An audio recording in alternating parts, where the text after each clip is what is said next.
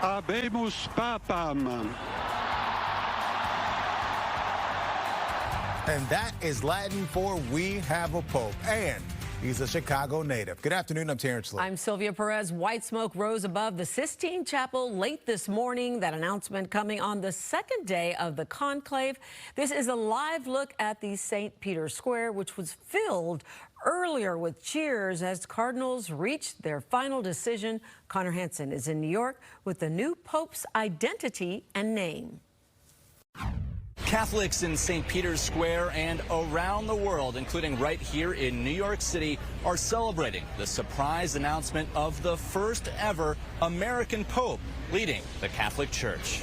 An American flag waving in St. Peter's Square after the announcement that surprised the world. Chicago native Robert Francis Prevost becoming the first American pope and taking the name Pope Leo XIV, ushering in a new era for the 2,000-year-old Roman Catholic Church after 12 years of leadership under Pope Francis. I think it's a great thing for the world to have an American. I think that it will help unite us. As Cardinal Prevost was closely aligned with Pope Francis, and it's thought his papacy could follow in Francis's footsteps, focusing on the less fortunate. I've been a missionary my whole life, and I was working in Peru. But I am American, and I think I do have some insights into the church in the United States. To have the Pope from the United States of America, that's a great honor. It's a proud moment for Catholics nationwide, but especially in Chicago, celebrating one of their own as leader of the world's 1.4 billion Catholics. Of course, that's a sense of pride, but Pope Leo XIV is first and foremost a child of God, and that means he is here to serve all of God's people. Here outside St. Patrick's Cathedral, there is an air of excitement and anticipation as Leo's papacy begins. In New York, Connor Hansen, Fox 32, Chicago. Well, the new pope, born in Chicago in 1955, grew up with parents who were Ecuadorian and French. He was an altar boy at a church right by the Chicago-Dalton border. And he has ties to New Lenox, and that is where we find Nate Rogers with a closer look at who he is. Nate. Yeah, absolutely, Sylvia and Terrence. I'll tell you, it was right here at St. Jude's Catholic Church that you see right behind me, where then Cardinal Robert Francis Prevost visited last year. We pulled the video for you. Take a look. This event called an Evening of Reflection. Prevost told parishioners Pope Francis nominated him, quote, to lead the Vatican's Office of Bishops, specifically because he did not want someone from the Roman Curia. He wanted a missionary. He wanted someone from outside. Here's what we know about the Pope's local ties. The 69-year-old was born at the former Mercy Hospital located at 25th and Prairie. He grew up in Dalton and attended St. Mary's Assumption. He received his Master's of Divinity from Catholic Theological Union in Chicago, and for a short time he lived in Olympia Fields. Although he spent many of his years as a missionary in Peru, he'd be back and forth in Chicago and the surrounding suburbs visiting family and doing the work of the church. Here's more from parishioners on their excitement about the new pope. It's nice to know that he is from our roots, and actually my mom's friend, he was the principal at the school that my mom's friend went to. So it was kind of cool to hear about. She texted me, she's like, oh, did you hear that? I'm like, oh, that is pretty cool to hear about. What do you think when you got the news today? I cried. I thought it was just so cool. Augustinian from the south side and from Dalton, South Holland area. First pope in 2,000 years to be an American and from the south side. It's so cool. Indeed, some amazing reflections and memories from folks, parishioners here in New Lenox. And actually, the Pope still has childhood friends that reside here and family members. We hope to talk to them soon. As the latest here in New Lenox, Nate Rogers, Fox 32, Chicago. Thank you, Nate. President Trump celebrated the news at the College of Cardinals, elected its first American pope with a Truth Social post.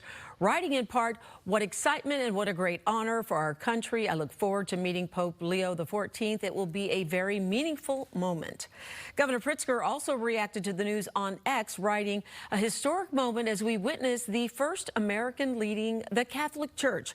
Hailing from Chicago, Pope Leo XIV ushers in a new chapter that I join those in our state welcoming in at a time when we need compassion, unity, and peace." Mayor Brandon Johnson adding some levity to this historic moment, saying everything dope, including the Pope, comes from Chicago. He ended his post by saying he hopes to welcome Pope Leo back home soon.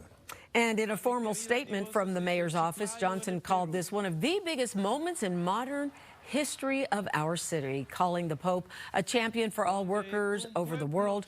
Johnson wrote, "It's only right that he was born and educated in the most pro-worker city in America." And we are waiting on travel details for Cardinal Blaise Cupich, the Archbishop of Chicago. This was his first conclave. At 76, he was one of 10 U.S. cardinals with a vote. Now, before we get more reaction, let's check in with Heidi Schlump. She is a senior correspondent for the National Catholic Reporter. Heidi, we spoke to you earlier. Oh, my gosh, this week. Who would have known that this could have happened? We're not only talking about a historical day because... I'm sorry, I don't have audio, so I'm not hearing you. Oh, you're not hearing us. Okay, well, you know what? Why don't we give you a minute and regroup and then... Oh, you got us now? Yep. Oh, she's got us now. Yay. See, divine intervention. Heidi, so glad to have you here. Amen. I was just saying we were talking to you earlier this week, and who knew we would be here not only on a historical day where the first American Pope has been chosen, but he's from our stomping grounds. What do you suppose it was? What do we know about him that had him elected today? Yeah, so I think you may have heard he's spent the first third of his life here in Chicago, but he's a true global citizen in that he's been around the world, both in South America and then spending quite a bit of time in Rome as well. So I think a lot of the cardinal electors knew him. He was the head of the very powerful office that appointed bishops, so many of them might have been appointed through his office. And so that helped him to be the first American Pope. Do we know about his views on church issues? Yeah, so one thing we do know is that he supports synodality, which was Pope Francis's sort of signature project to make the church more open, more of a listening church. He mentioned it specifically in those brief comments he gave when there he is stepping out on the balcony. So I think that was one thing that many Catholics were looking to see if he would continue that process of synodality. He seems open on some issues. He cares a lot about the poor.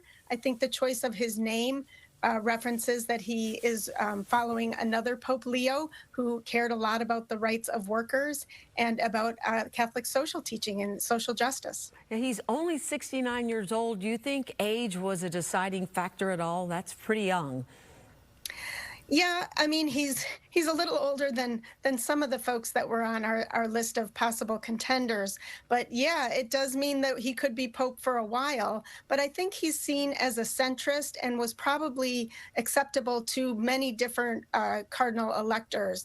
The fact that he was elected on the fourth vote says to me that they came to consensus relatively quickly. I mean, I thought this might go into tomorrow, so I was a little bit surprised today.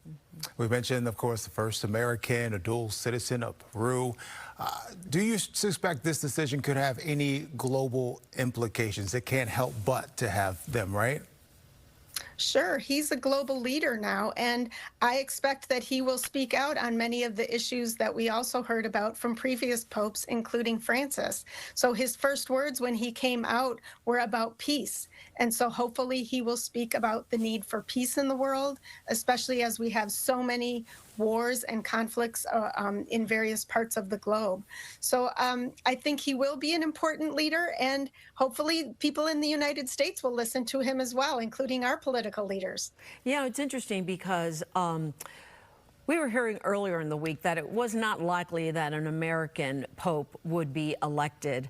There's a lot going on in our world right now, a lot of controversy. Some close allies that we have are now having a hard time with America because of the tariffs and other things that have been put on those countries. What kind of impact do you think he can have on things like that? Because I think some people were disappointed that an American was put in this position, especially at a time like this, from other countries, I should say. Yeah, and so I think that's why the idea of an American Pope was seen as something that was highly unlikely.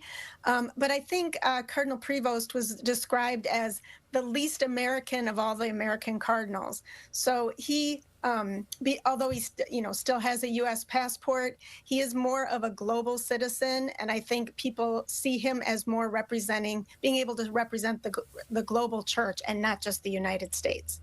Do we know what's next on his schedule? What's the next big event for him? Of course, I know Sunday's right around the corner.